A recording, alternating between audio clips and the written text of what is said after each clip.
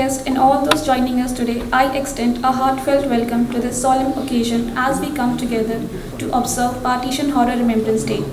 I am Ekta Singh from Department of Tourism Studies, Pondicherry University, will be hosting the today's event.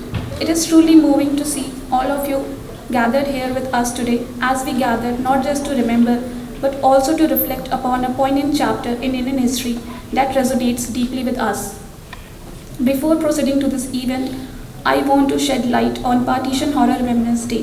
The partition of India and Pakistan in 1947 was a moment of immense upheaval marked by unrivaled human suffering and loss. The day is dedicated to remember and reflect on the profound and tragic events surrounding the partition of India and Pakistan in 1947.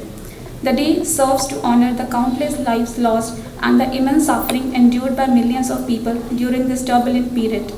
The partition, which divided British India into two independent dominions, India and Pakistan, led to widespread violence, displacement, and communal strife.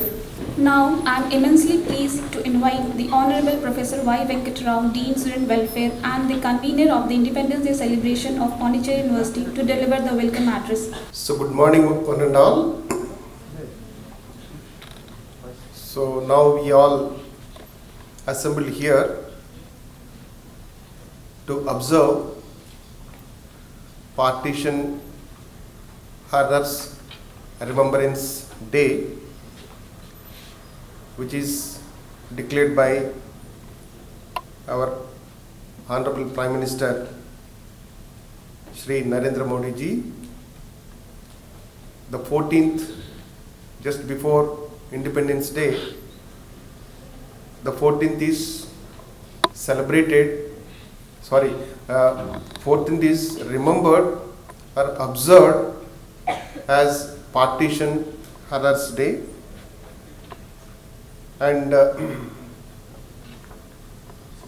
14th, just before one day to get independence,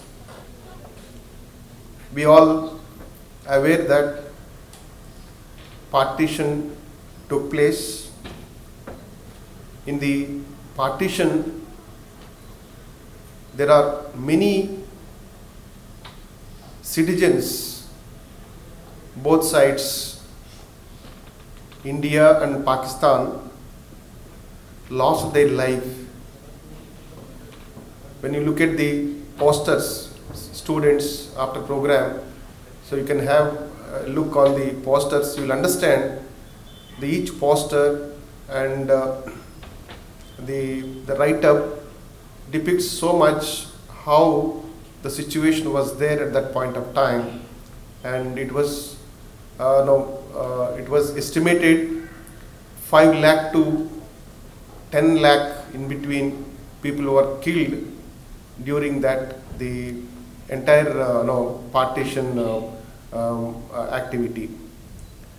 So we are all so proud to have a great democracy where we feel and experience so much freedom, and that is because of the constitution.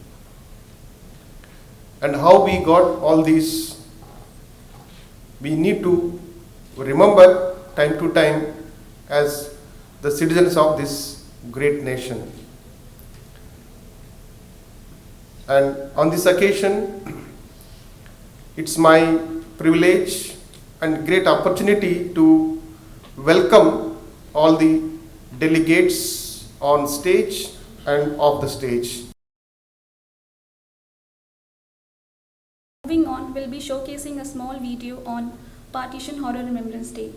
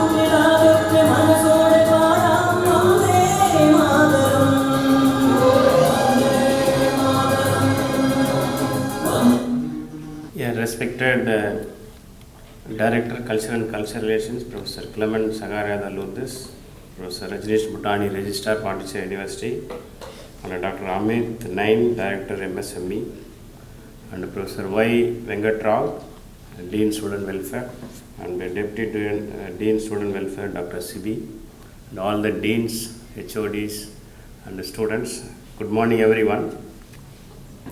So we have assembled here today to observe the Partition Horrors Remembrance Day. So most of us may be born after 47. So we could not have seen even the newspaper clippings what was happening during 1947. And most of us also may be thinking why we have to observe this. See, this is one of the very deadliest horrors. If our Dean Student Welfare also mentioned, roughly 5 lakh to 10 lakh people killed, not died, killed. So there is a difference between died and killed. So killed means it is intentionally killed by the opposite group when during the partition. So my father was in army. He used to also share some of the, if you are in army, you know what is really happening during this time.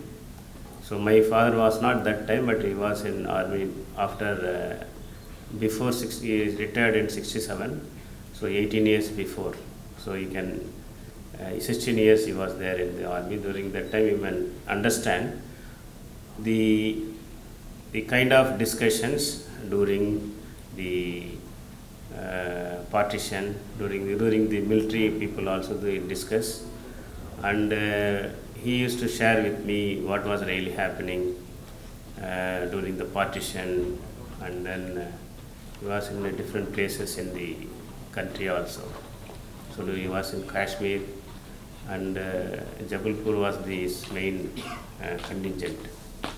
So he used to tell me so many stories, and you could also understand and just now I seen the person who was appointed for this.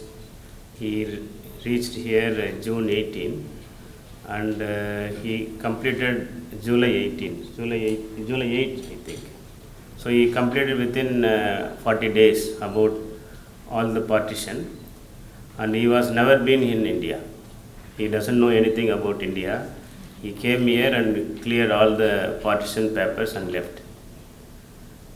So you can understand how hastily the partition was done.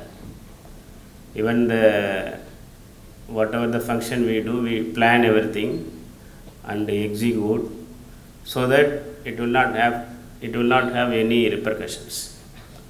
But this one, hastily it has been done, and they left us also.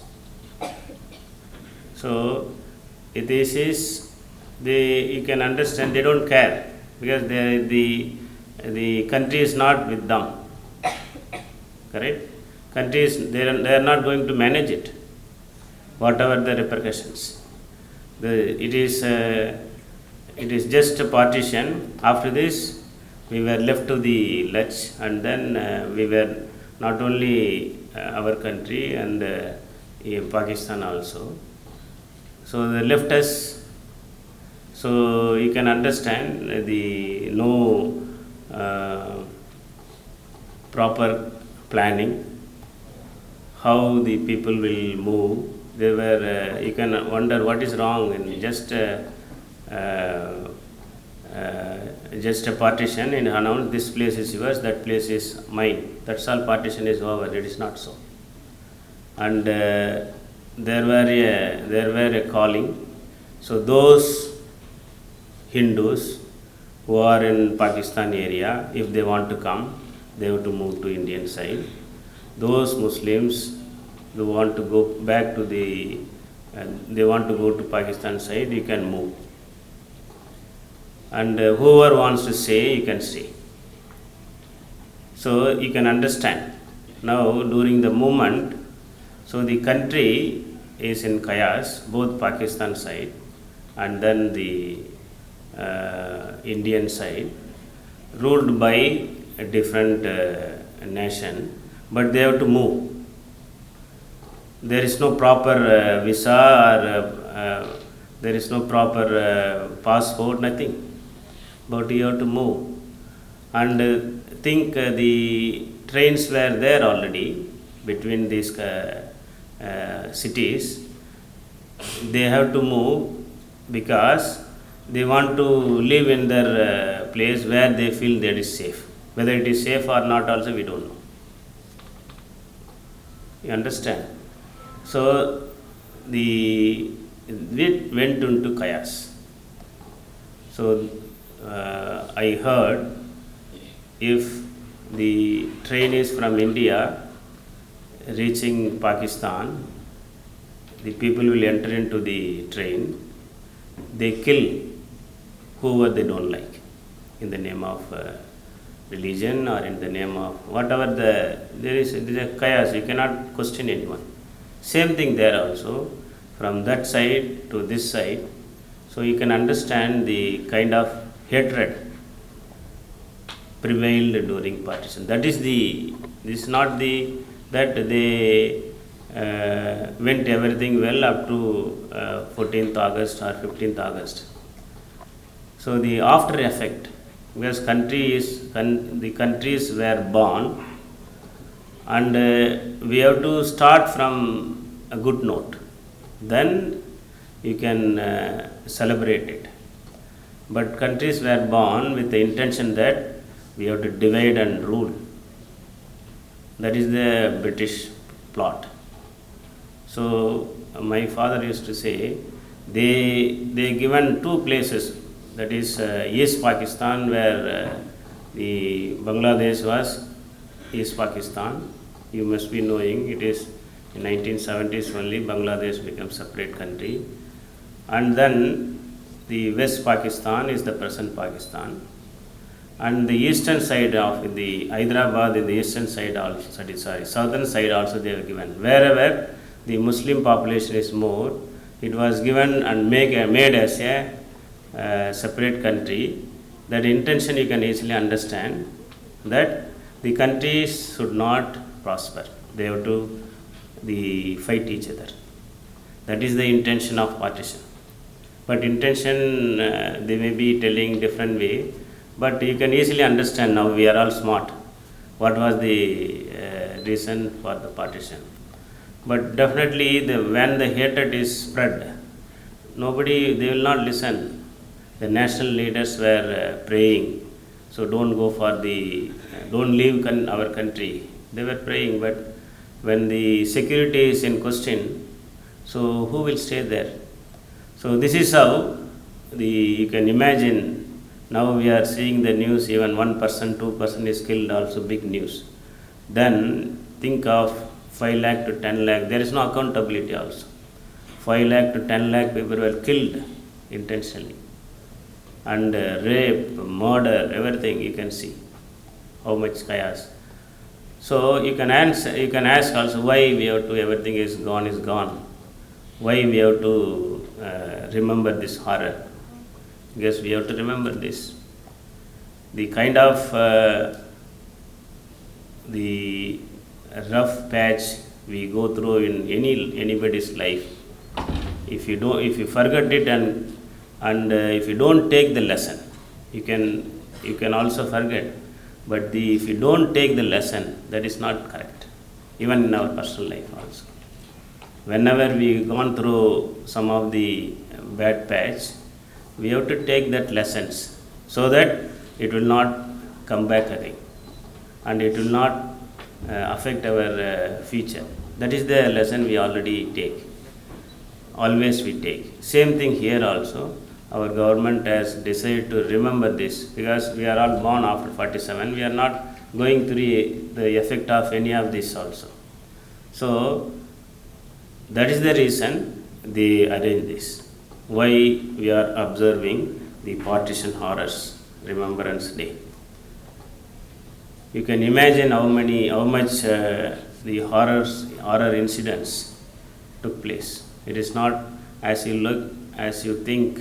So the independence was given to us without any after effects. So we have gone through during this the freedom fighting also. We lost so many lives. We sacrificed so many lives. And after partition also, we lost so many lives. With this, who were fighting for the independence were also killed. The innocent people also were killed. So that is our history. So we have to remember this history. With that, we have grown now. My father used to say, even the small needle we used to import from Western countries. We don't have any factories there in India. So everything, even the military, whatever they were using, everything was imported from other countries. That is the kind of facilities we had during those days. From even it is not, I can say it is not scratch, it is not zero. We started from negative balance. Then we have filled up everything and then made as a country. From there, we are now competing with other countries. Our country exists before, but all our, even the culture, economy, and our confidence, everything were demolished, and we become, zero, less than zero, in negative. From there, we started the knitting our country, and then we have reached a stage where you can see now the other countries, whatever neighbor countries, so many, Bangladesh, Sri Lanka, Pakistan, Afghanistan, everybody are even politically or economically, they have issues, whereas our country still marching ahead. So we are all should be proud about this. And this event, some of you or all of you may be seen the events which have occurred during the horror partition, which is displays outside. And this is only to remind us that we are marching ahead, but we have to take the lesson. We should be all united, working for the country. So this is the objective of this, and I thank Office of Dean and Dean Student Welfare and Deputy Student Welfare and the team for arranging this the Partition Horrors Remembrance Day. I thank everyone for attending this, because these are all very important for our life. The moment which changes our thought process, the moment which changes our future, how we should dedicate ourselves to the country. So I thank everyone for taking part of this event. So thank you everyone. Thank you, sir, for enlightening us with your insightful words. Now, I would like to invite Amit Nayan, Director, MSME Pondicherry, to deliver a special lecture on Partition Horror Remembrance Day. Good morning to one and all. Respected Vice Chancellor sir, respected Registrar sir, Director Cultural and Cultural Affairs, and respected Dean Student Welfare, and respected Deputy Dean Student Welfare, and all the dignitaries present here, directors from other departments, professors, and my dear students. Today, the day is not of a celebration day, rather it is a day of introspection. Why this happened and what was the consequences and how we faced it. So today we gather to reflect on a chapter in our nation's history that is a painful as well as it was significant also. So on 15th August 2021, our Prime Minister declared that 14th August will be observed as a Partition Horrors Remembrance Day. This day is a remembering of sufferings faced by millions of people during the partition of India in 1947. Partition Horror Remembrance Day is not just another day in the calendar, and partition was not just a political event. It is a day to remember the agony, suffering, and displacement of millions of people. It was a human tragedy of massive scale. The division of British India into India and Pakistan forced over 10 million people to leave their homes and cross borders in search of safety and a new identity.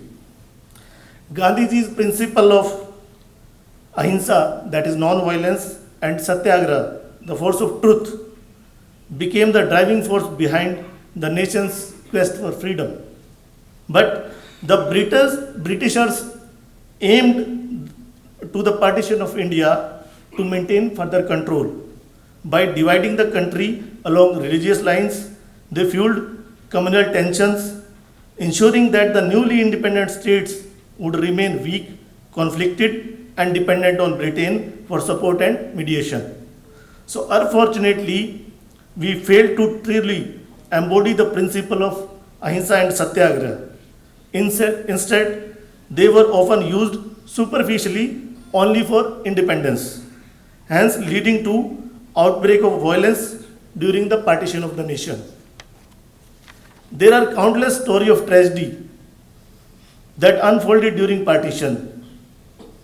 They are the direct reminder of the human cost of division, how communities that once lived in harmony were torn apart by political decisions, which was beyond the control. The trauma of partition has left deep scars on collective memories of our nation, scars that are still felt by survivors and their dissidents.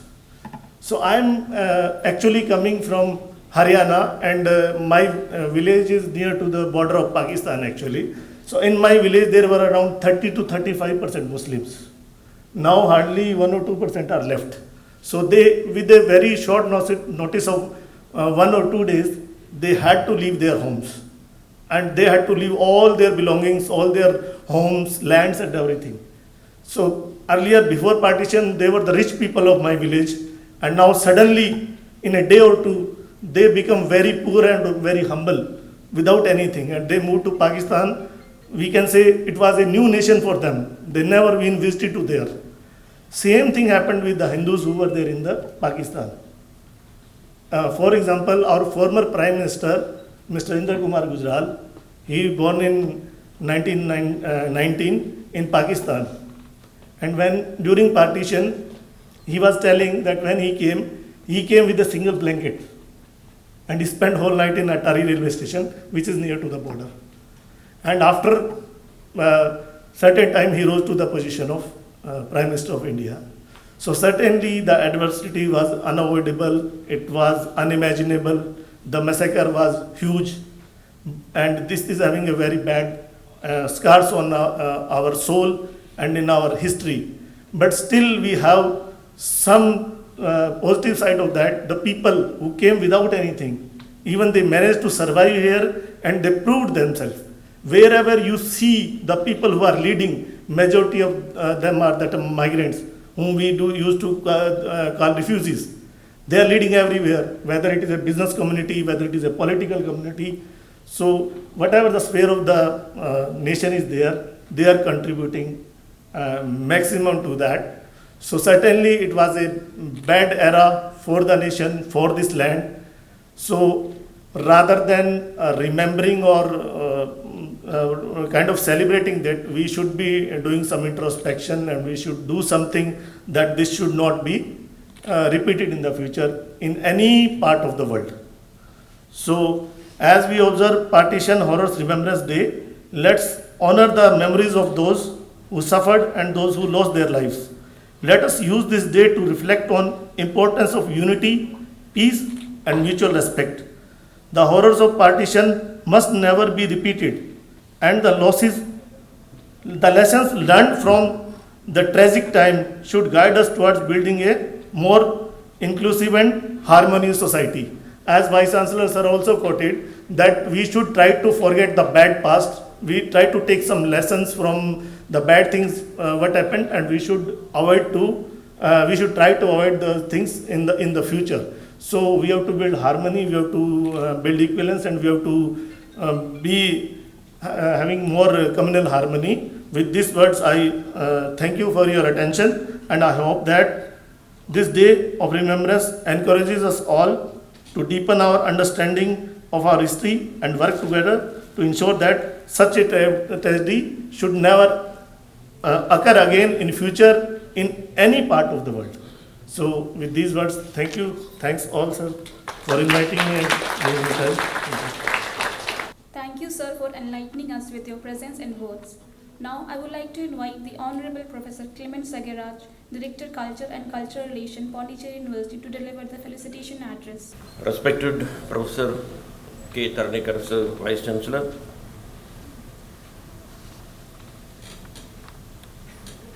Professor Rajneesh Putani, Registrar of Pondicherry University, Professor Venkata Rao, Dean Students Welfare, Dr. Amit Nain, Director, MSME, Dr. Sibi, Deputy Dean, Students Welfare, and all the faculty from various departments, research scholars, and my dear students. Usually, when I come and stand before the podium, I usually have a sense of joy, and I will always see that it is getting reflected in the audience too. But this time I am a different man, and the audience too are different in the sense, by this time they will be feeling the pangs of the partition, because it has been graphically described by the speakers earlier. You have seen the exhibition, and you have seen the screening of those horrors too. So whatever it is, this is a time where we are party to the crime. Whether you are born later or you are born earlier, that is a different thing. But we are all party to the crime in the sense, it is the humanity that has conducted this big crime. And as Thomas Hardy, the very famous novelist, puts it, humanity can be called as a huge spider's web. And in this type of big spider's web, wherever you touch, you will get the vibration. You touch one particular corner or here or anywhere you like, then the entire nest will quiver. Like that, we have done something wrong as human beings, and we have to pay a huge price of what we have done. That is what is happening now. But unfortunately, as our Vice Chancellor pointed out, what are you going to learn out of it? And how this society can be set right back to its proper position? That itself is a big question mark, because in every rule there are two things to be followed, as you all know. One following the rule by letters, the other one is following the rule by spirit. We are following the rules by letter. Are we following the rules by spirit? Again, your conscience has to give the answer, because mostly we are not doing it. And that is why Martin Luther King, in his very famous sermon, I Have a Dream, I think you are very familiar with that. You might have seen Martin Luther himself addressing it in the YouTube, and how it has attracted such a huge crowd. There, Martin Luther King says, so many years ago, a great American, Lincoln, has signed the Emancipation Proclamation. And thereby he declared that all the Negroes are free from the date. But a big question is before us, are they free? No, they are not free. It is like giving a check, a millionaire giving a check to a poor man, a huge sum. The only thing is, the poor man has to go to the nearest bank and encash it. But when he goes to encash this check, the check is returned to him with that stamp, insufficient fund. That means what? There is no account in that bank by the millionaire, and of course it is not possible for the poor man to get the check encashed. That is the kind of a law that we are having. And Martin Luther King is asking, we are talking about equality, but wherever you go, you find sign plates like for whites only, for whites only. And where can the black people go? So everything is followed not by the spirit, but only by the letters.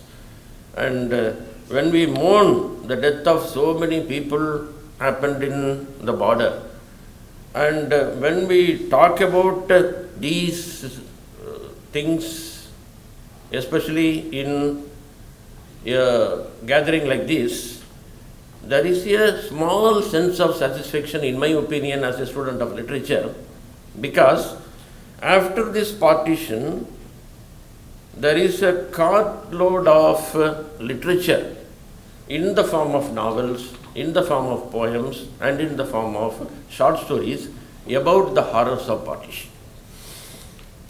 Of all the novels that deals with partition, because so many theses have been written on the partition, and so many books are there, so many novels you can find in the libraries about various authors writing about the partition as the theme of their novels. The best ever novel that I have come across is Kushwant Singh's A Train to Pakistan. That is supposed the best. Why? Because it is a big novel. I don't want to go deep into it, but I will tell you the gist. There is a ghost train comes to India from Pakistan carrying the dead bodies of the Hindus.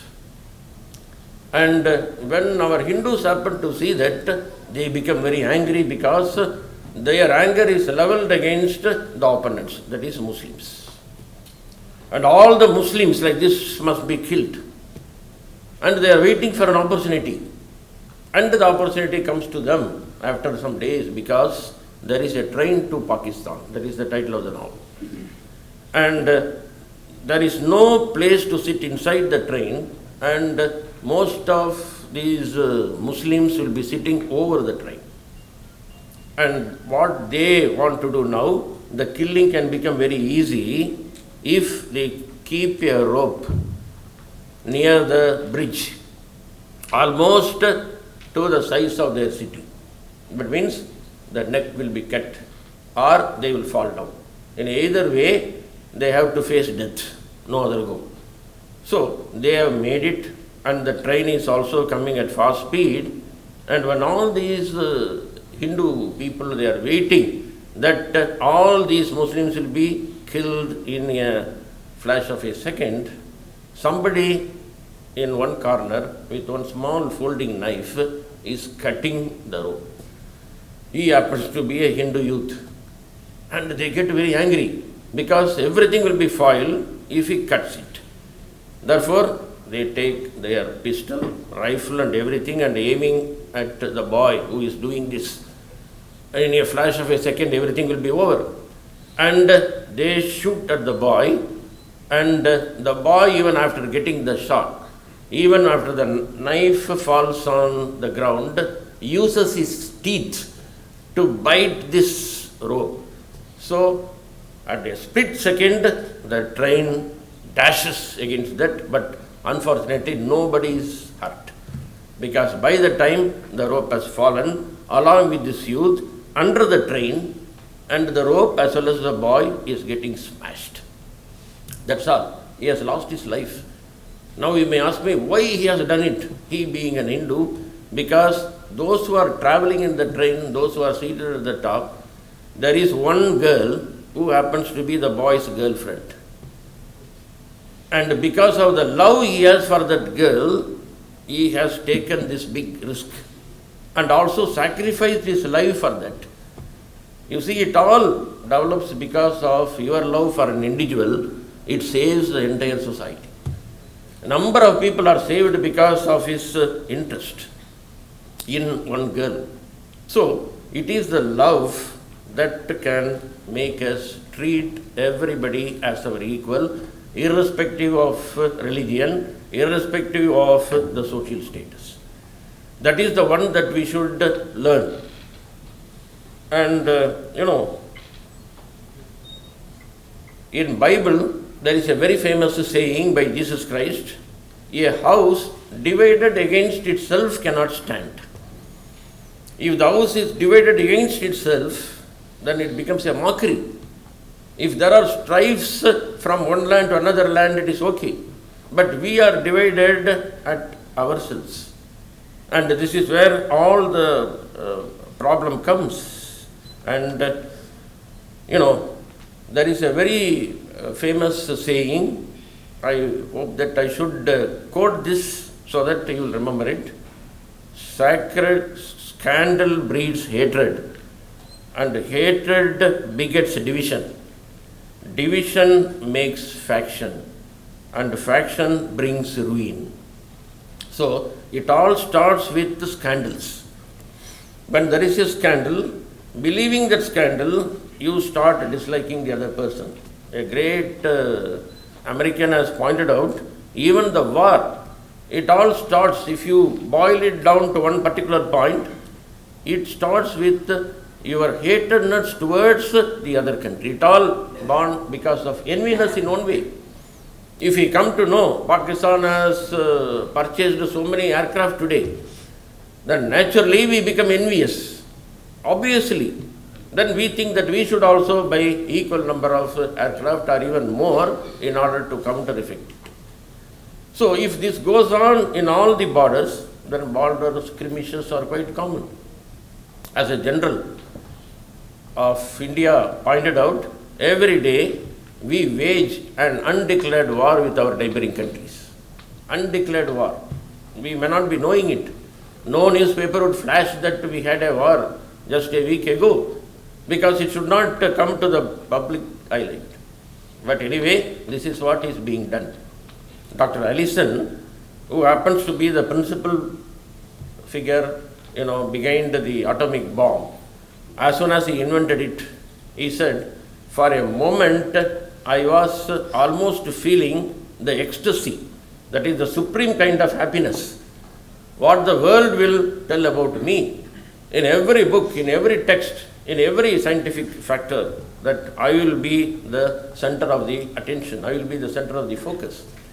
But at the same time he says that this kind of joy is short-lived, because I felt whether I have invented any other weapon, to counteract this atomic bomb that I have invented? The answer is no. And when the correspondents asked him, sir, do you have any other weapon that would react with this atomic bomb? He said, my dear friends, I can only tell you one thing, peace. That is the only weapon that can act against the atomic bomb. And in a country where there is peace everywhere, atomic bomb or any other bomb, even more powerful bomb than this, nothing can happen. But unfortunately, we are torn between different kinds of factions. And as long as we have this kind of problem, then every time we can expect war. Every time we can expect this kind of skirmishes that happen in history. And every time history will get repeated. And therefore, in order to avoid that, oneness, that humanity should be treated as one whole. And here there should not be any kind of division at all.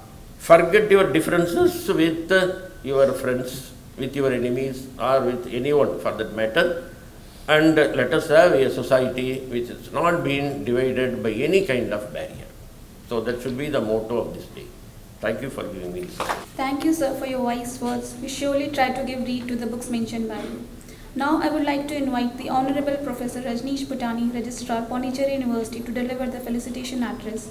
Thank you very much. It is always an advantage and disadvantage of speaking after Professor Klima's speech. Advantage because it is such a thought-provoking oration, and today I am even more advantageous because all the previous speakers have spoken, has provided so much of thoughts that I am overwhelmed with the thoughts now. Not only because of those speeches, but also because of the kind of occasion that we are remembering today. And after listening to Professor Klima's speech, I was also a bit inclined to disagree with the subtitle of this poster that is there on your screen, The Forgotten Story. Partition can never be a forgotten story. It always directly or indirectly remains with us and will remain with us.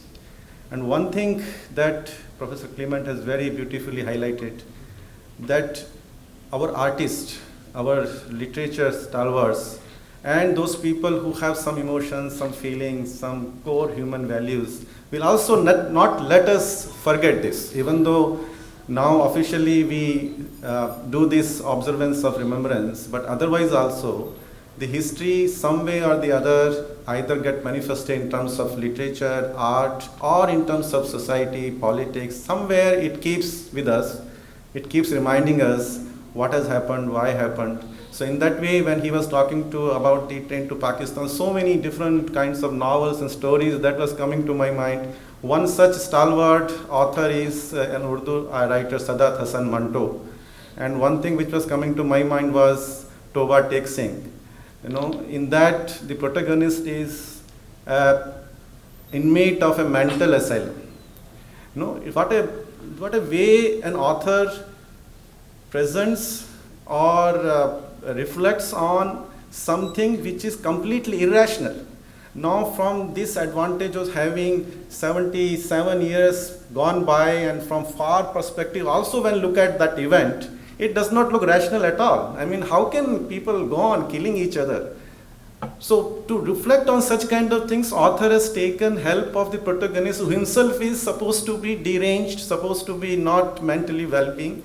So the Toba Tek Singh's protagonist in the Sadat Hasan Manto story reflects on this ongoing partition in his own hard term, but it is so heart-touching. When you read it, you realize that this person society may call deranged, but it is so beautifully and direct way saying the hard truths which are not very comforting truths. Same way, there are so many novels. The biggest celebrated novel is the Salman Rushdie's Midnight's Children. You all know that those children who were born between 14th 15th August share this special prowess and the kind of magical fantasy that he creates, but the kind of topics that he touches. In fact, that book won not only the Booker Prize in 80s, but also won the Bookers of Booker Prize. So that is the power of this event which has created such kind of strong literature. Even 2 years back, I happened to read the translated work of Gitanjali Shri, Tomb of Sand. That book also was the first Hindi book to win the Booker Prize. That is also somewhat related to Partition. So Partition is not going to be forgotten. It is not going to be a forgotten story. So, but as everybody said, and if I take the advantage of the last speaker and summarize this is the message of love. That could be the takeaway lesson. When Amitji was speaking and he was talking about the so-called migrants to be called refugee, it also touched some kind of personal feeling, because now also somebody asked me, where are you from? I have to take a pause and then I say I'm from Rajasthan, because that is where I was brought up. My formative years in Rajasthan. But I was not born in Rajasthan. I was born in some other state. I was brought up in Rajasthan. When I started my career defining education, that was in Gujarat. When I started my career, that was in Maharashtra. Now longest of my years I stayed in Pondicherry. So I have to take a pause, where are I from? So if I say I'm from Pondicherry, nobody would believe. If I say I'm an Indian, they say, oh, boasting, showing off. So I say Rajasthan.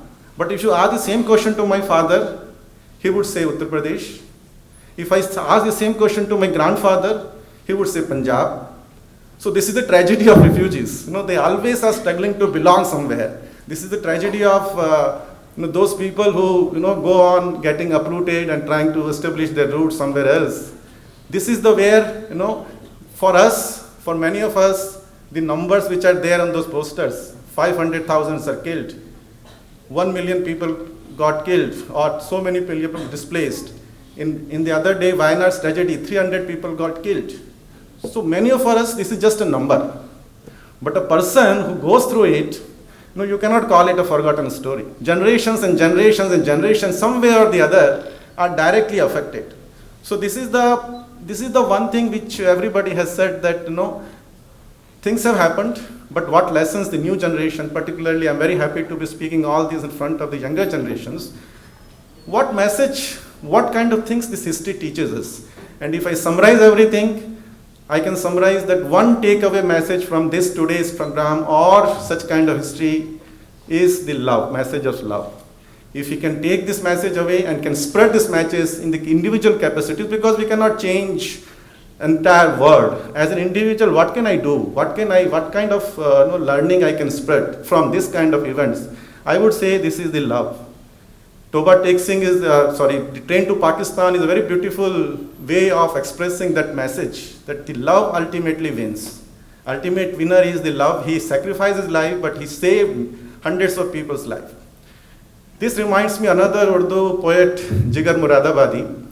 And I generally don't quote Hindi or Urdu couplets because I know many people will not understand, but this is the one which I am not able to resist my temptation to quote. I will translate it first. It says, let the politics do whatever it deems fit to do. My message is love wherever it reaches. So with this, I will end my short speech, if I can call it short. उनका जो फर्ज है अहले सियासत जाने, मेरा पैगाम मोहब्बत है जहां तक पहुंचे. Thank you.